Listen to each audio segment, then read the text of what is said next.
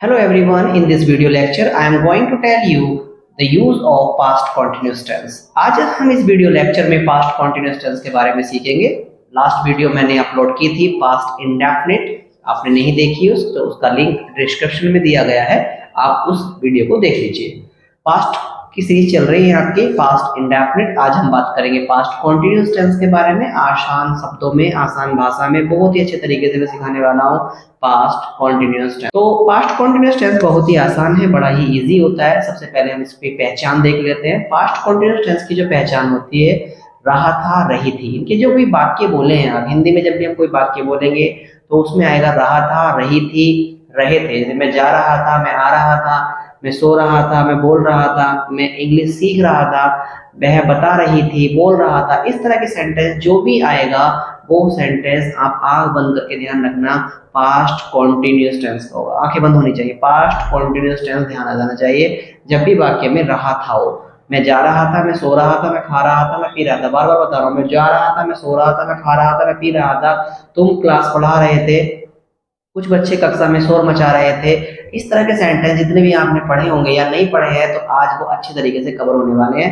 Video के and तक बने रहिए। यदि आप चैनल पे नए हैं तो चैनल को सब्सक्राइब कर लीजिए ताकि आने वाले वीडियोस की नोटिफिकेशन आपको टाइम टू टाइम मिलती रहे और आपसे कोई वीडियो मिस ना हो। तो चलिए सबसे पहले हम अफर्मेटिव सेंटेंस में इसका रूल देख लेते हैं। अफर्मेटिव सेंटेंस बहुत ही आसान है। जब भी हम किसी को बताते हैं कि मैं जा रहा था, सो रहा था, वो हमारे अफर्मेटिव सेंटेंस होते हैं जिसमें हम इंफॉर्मेशन देते हैं। तो यहाँ पे दो हमारी हेल्पिंग वर्ब होती है, पहली वॉज और वर। इसका जो रूल होता है, आई और एक वचनकर्ताओं के साथ, सिंगुलर सब्जेक्ट के साथ वॉज आएगा, एक वचनकर्ता जितने भी होते हैं वॉज आता है, और यहाँ पे जो बहुवचन करता है आपका जो प्लूरल सब्जेक्ट है वो उसके साथ में वर का यूज करेंगे। कुछ एग्जाम्पल समझ लेते हैं। सबसे पहले हम इसका रूल देख लेते हैं। तो इसका जो हमारा रूल बनेगा, subject was verb, verb ING जो मेन वर्ब रहेगी, और उसके बाद में ऑब्जेक्ट। चलिए कुछ एग्जांपल समझ लेते हैं। रानी खाना खा रही थी, Rani was eating the food. Rani खाना खा रही थी, Rani was eating the food. Sir class ले रहे थे, sir was taking the class. मैं सो रहा था, आई वॉज स्लीपिंग। तुम मेरा इंतजार कर रहे थे, you were waiting for me. मैं बातें कर रहा था, आई वॉज टॉकिंग। रूल को भी मैच करते रहना आप लोग। आई आया, फिर वॉज आया, टॉकिंग। ऑब्जेक्ट इसमें नहीं दिया हुआ है। ऑब्जेक्ट आएगा, जैसे मैं तुमसे बात कर रहा था तो I was talking to you. मैं तुम्हारा इंतजार कर रहा था, I was waiting for you. मैं आपकी मदद कर रहा था, आई वॉज हेल्पिंग यू। या वो मेरी मदद कर रही थी, शी वॉज हेल्पिंग मी। इस तरह से आप अफर्मेटिव सेंटेंस बनाते हैं। ये बिल्कुल आसान है। नेगेटिव सेंटेंस में आपको कुछ नहीं करना। नेगेटिव सेंटेंस में वॉज वर्ब के तुरंत बाद आपको नॉट लगाना है। तो उसका हमारा नेगेटिव का रूल बनेगा, subject was verb not, verb ING और ऑब्जेक्ट। कुछ एग्जांपल समझ लेते हैं। मम्मी खाना नहीं बना रही थी, mother was not cooking the food. पापा ऑफिस नहीं जा रहे थे, father was not going to the office. मैं नहीं सो रहा था, आई वॉज नॉट स्लीपिंग। तुम मूवी नहीं देख रहे थे, you were not watching the movie. समझ में आ रहा होगा आपको? वॉज वर्ब के तुरंत बाद नॉट लगाना है और इसमें कोई परिवर्तन आपको नहीं करना है। तुम मेरी वीडियो नहीं देख रहे थे, you are not watching my video.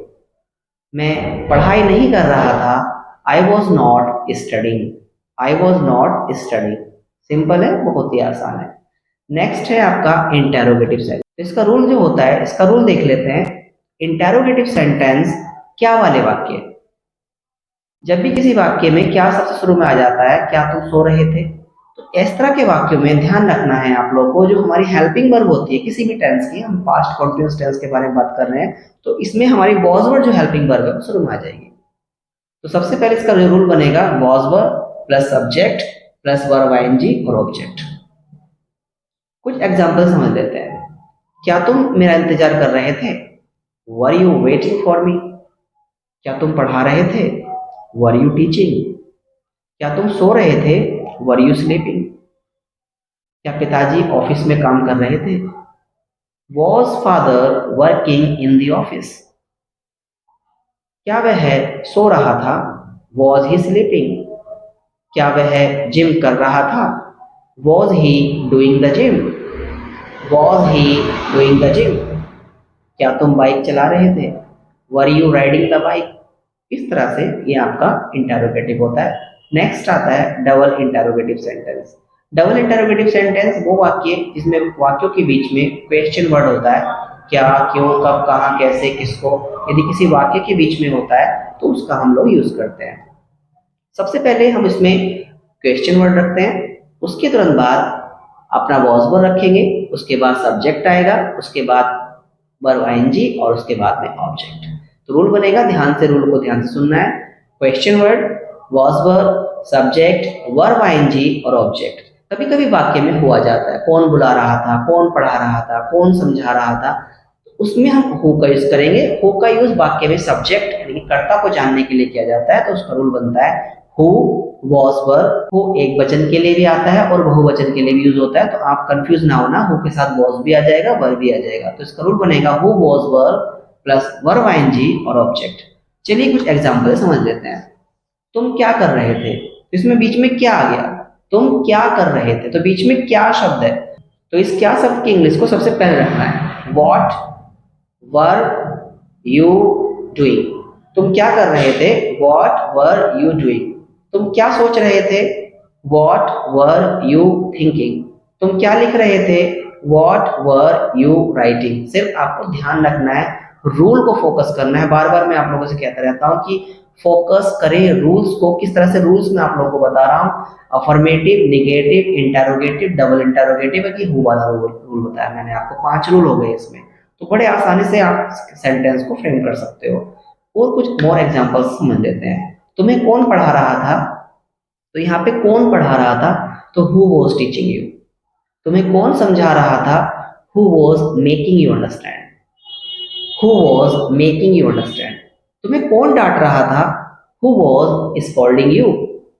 तुम्हें कौन पीट रहा था? इसमें ये नहीं पता नहीं चल पा रहा कौन पीट रहा था। राहुल पीट रहा था, तो राहुल वाज बीटिंग यू। तो उस राहुल का नाम जानने के लिए हम यहाँ पे हु यूज कर रहे हैं। तो तुम्हें कौन पीट रहा था? कौन पीट रहा था, यानी कि सब्जेक्ट कौन था जो काम कर रहा था पीटने का आपको, तो हु वाज बीटिंग यू। इस तरह से आपको सीखना है, हु वाज बीटिंग यू। भाई रात कौन रो रहा था? Who was crying. कौन हंस रहा था? Who was laughing. तो बहुत सारे सेंटेंस होते हैं, आप फ्रेम कर सकते हैं। चलो और देख लेते हैं। तुम किससे बात कर रहे थे? तो यहाँ पे किससे के लिए होम आता है, WHOM, होम। तुम किससे बात कर रहे थे? Whom were you talking. Whom were you talking.